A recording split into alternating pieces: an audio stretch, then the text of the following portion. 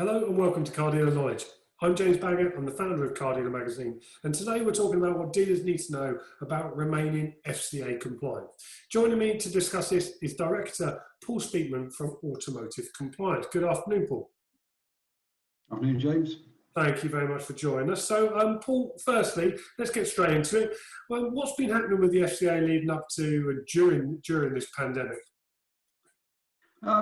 They have been communicating regularly to firms and obviously dealers via their website mainly.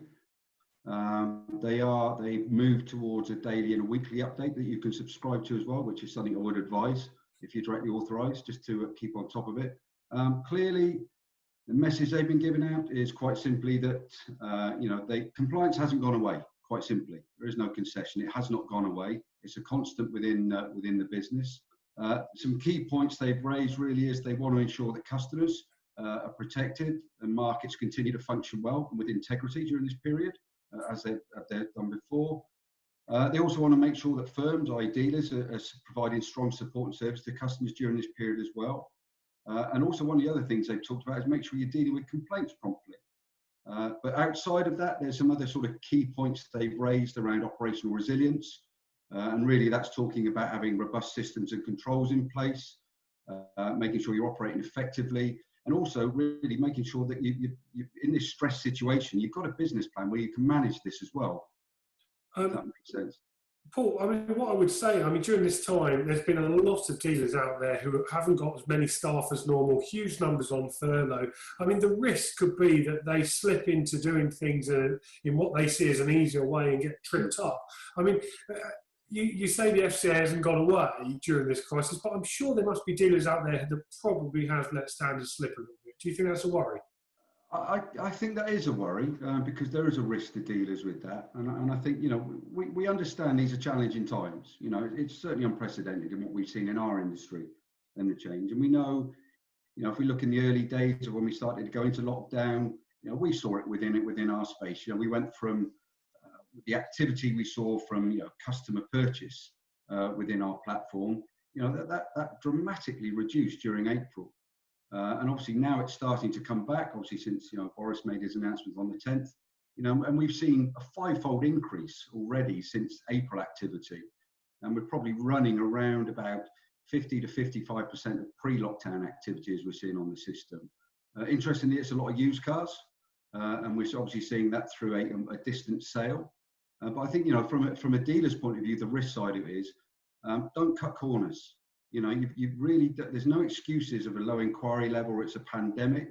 I think they need to focus back on that. There is this initial surge of orders as we're seeing with this pent-up demand that's coming back in as we're reopening, and make sure that you've got the right systems and controls in place. Make sure you're monitoring it. Simple old saying: if you can't measure it, you can't manage it. So make sure you've got that in place. So you can maintain your compliance, make sure it's evidenceable. And I think the other thing as well is, don't expose yourself because there's a couple of things to be aware of. You're either going to expose yourself to the regulator as a directly authorised firm, not good, but also going down the line, you could increase the possibility of customer complaints by not following the process properly. And obviously, we know of claims management companies out there that if they spot a weakness in a market, they could come back into play again. We reported on the website today, Paul, about a number of dealers that have lost their FCA authorisation. I mean, do you think there's going to be more dealers out there that can be facing similar sorts of penalties? I think, there's simple, we won't dwell on it, but we know the situation with Lookers, has been very much in the headline with what's happening there. And I think, as I said at the start of this, the FCA hasn't gone away. There's no excuses for non-compliance with this. We understand there's going to be, you need to adapt and change in what you do. And I think, the risk factor of some of the dealers really is staff, following the correct process. Don't forget, as we're starting to unfurlough these staff, they're not all coming back into the business at once. We're certainly, with the dealers we work with, hearing very much of a phased approach, limited headcount, looking at pre-lockdown, during lockdown order take, and how the business is expanding from that. I think, really dealers need to make sure to protect themselves, that make sure your process, your FCA and what you're doing with compliance aligns with the new way, the new world of social distancing and how you do things. Because the last thing you want at the moment is have a a strong social distancing policy and procedure, but you haven't got a compliance process that aligns with it. And I think part of this is making sure you re-educate your staff around the importance of compliance within the journey that they go on with the customer, because ultimately you don't want them exposing you as a dealership to the regulator. And simple things as well, as I said earlier on, horizon scan. It is, as the restrictions are lifting, the landscape's changing from a regulatory point of view. We'll talk maybe in a little bit around what we're seeing around the sort of some of the things that the FCA have been doing and looking to do, maybe in the future could impact us, but really work and make sure that you're horizon scanning. And a simple thing as well, that during this period, the FCA, if you're directly authorised, you have to do a Gabriel report. There is a deadline you have to meet. Don't miss that deadline, because there are consequences. And I think, as you've said earlier on, you've reported on it.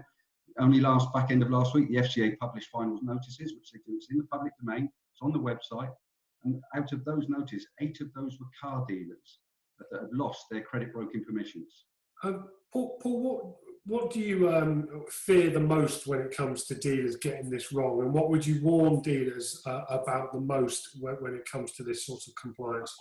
I think it's because the focus of attention at the moment has been, as I said, we've gone into a space that we've never been experienced before in our industry.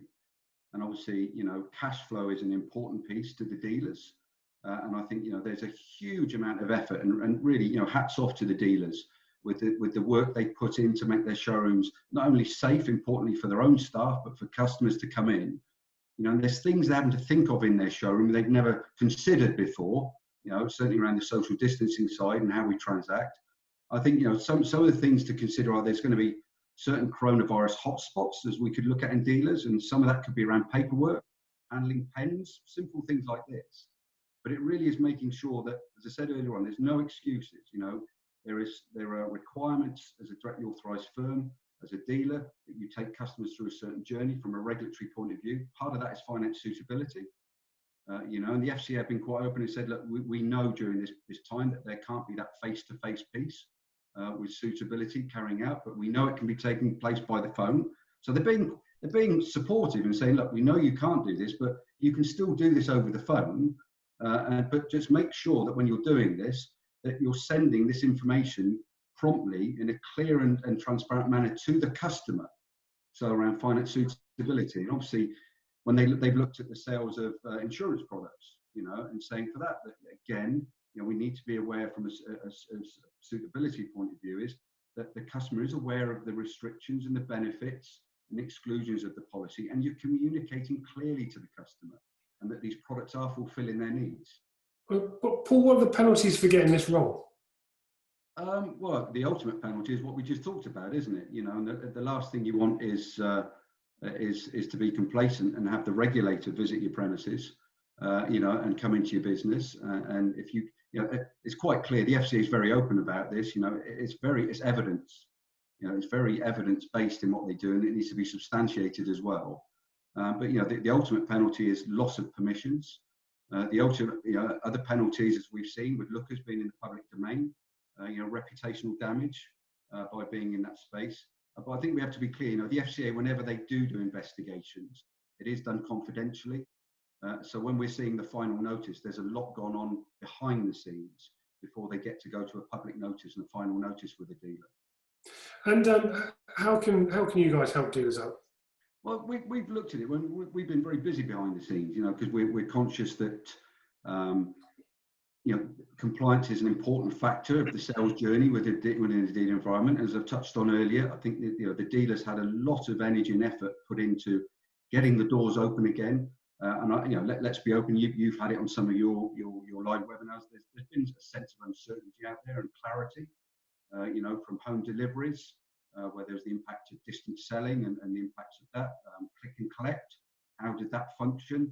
And as we move now to Monday, where the doors physically open, there's been so much attention. And we as a business, we furloughed staff and we've closed our offices from that side of view, and people working from home. It's a huge job to go back to the business, from a health and safety point of view, and what the risk assessments you have to carry out. And I think our concern is, it's great to hear good news and it's great to hear positive things about the industry and moving forward, But the concern is that there's not been much talk around we've heard compliance as a word being mentioned, more around health and safety. But there's another compliance factor in your business, and it's called the FCA from a regulatory point of view. And I think we were just concerned that dealers were whilst looking at the new way of selling vehicles, had they got an FCA process that aligns with social distancing? So we've done a lot of work behind the scenes. What we've got is we've got a COVID-safe FCA process that's in play with our appointed representatives and the dealers that we work with, and it's contactless and paperless. We use SMS technology, so it's a bit like your bank. If you log into your bank, you'll get a text to say, "Here's your 6-digit PIN number, pop it in." You get it for payment services as well, don't you? So we do it by authenticating it through PIN number. And then as we said earlier on, everything the FCA is talking about, make sure we're communicating clearly to customers at key times. It's clear and transparent. And during the journey we go on through the COVID safe version, it's emailing the customers key information at the key times, from finance suitability through to demands and needs to make sure the add-on insurance products are a benefit to the customer and they're eligible for them, right through to the point of a handover piece as well for a confirmation piece.